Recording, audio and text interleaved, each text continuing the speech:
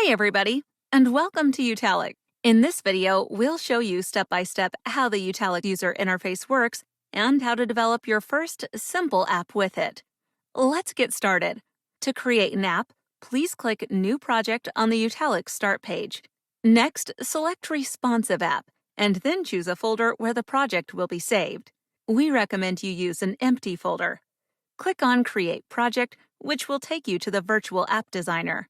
On the left side of your screen, you will find the navigation bar, which allows you to switch back and forth between the different parts of the program. Next to the navigation bar is the toolbox. The toolbox contains all the elements that will later become part of your app. In the middle of the program, you will find the work area. This is where your app gets designed. The current view of the user interface of an app is also called a scene. On the right side, you will find a list of all project files as well as the object inspector. We will come back to this in a moment. Finally, at the top of the program, you will find options to move objects to the front or back. You can switch the view of the workspace from normal view to tablet or smartphone view. Here, you will also find the Save button, which you will use to save your changes. Remember to save all your changes.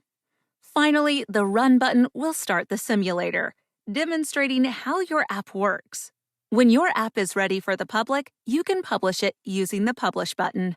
We can bring new elements into our interface by clicking the appropriate element in our toolbox and then dragging it to an area within your scene. As soon as we release the mouse button, the desired element is created at this position. You are then free to adjust the position of the element within the scene using your mouse. There is also a second way to bring elements into the scene. To do this, just click on the desired element in the toolbox, hold down the mouse button, and drag it into our scene. The element is then automatically aligned at the top. This is especially helpful for mobile apps that need to look good both on smartphones and desktop devices. There are also non-visual elements in the toolbox, such as a timer. The timer is used to perform an action after a certain waiting time. When you click on it in the toolbox, it appears below your actual app. If you have been working with Utalic for a while, you will already know the names of many elements. To make it easier to find your desired elements, you can place your mouse above the toolbox. Then you will see a search box where you can simply type in the name of the element you want, or press the key combination of Ctrl+F or Command+F on a Mac. You can customize each element located in your scene. Click on each element to select it. On the right side in the Object Inspector, you will find the different properties that you can adjust. For example, if you have selected a button, you can specify how it should be labeled with the Caption property.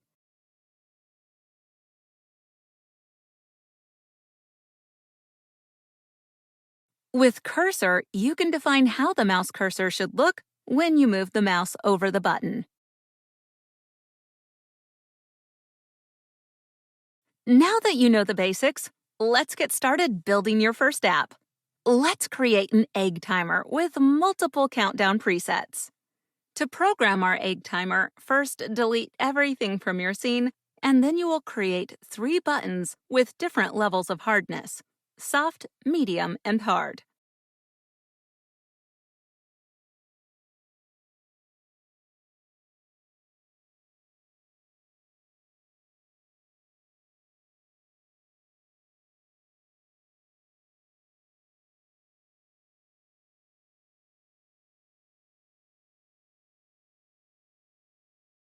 Later, when we click on one of the buttons, we want it to display a countdown that counts down from 4 minutes, 5 minutes, or 6 minutes, depending on the hardness level selected.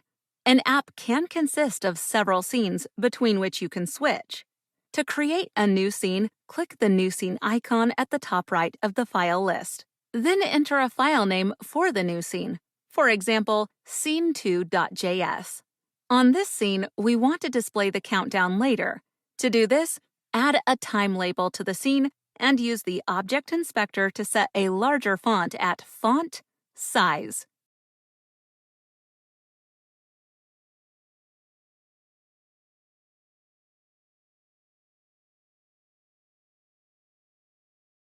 You can also center the text using the Text Align property.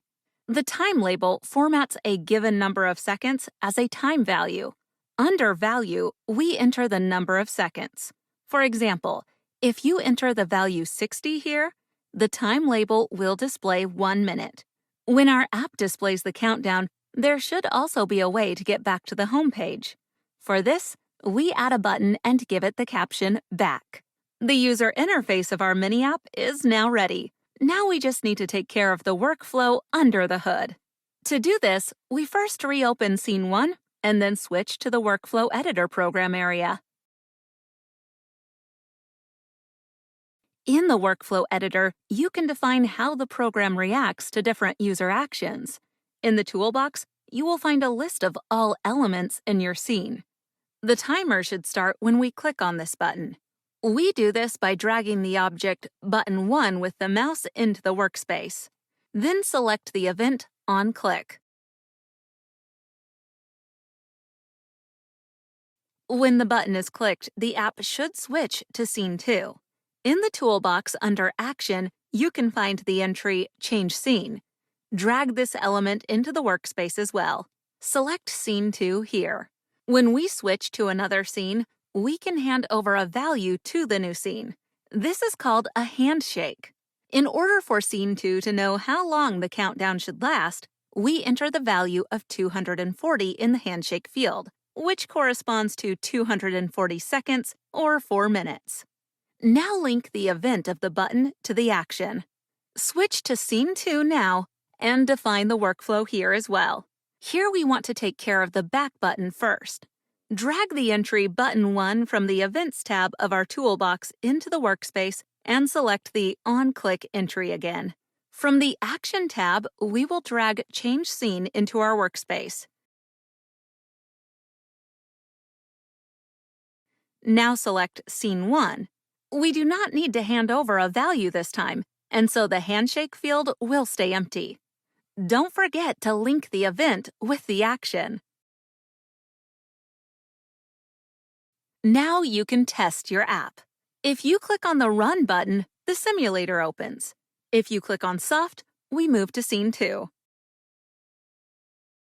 If we then click on Back, we will end up back on our start page. Now we just have to program the countdown. In the Workflow Editor of Scene 2, drag the entry Scene 2 into the workspace. Now select On Handshake.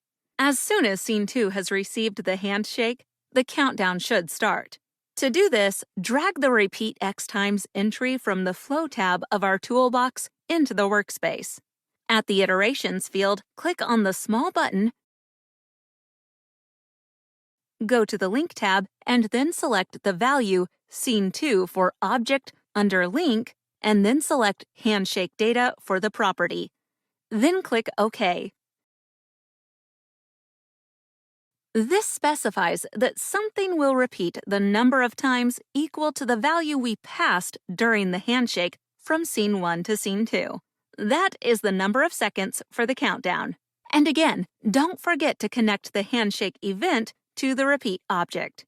The text of our time label should be changed every second once the countdown has been started. To do this, we drag the element Set Property of Object from the toolbox under Action into the workspace and connect it with the green output of our repeat object. As property, we select Time Label 1 Value.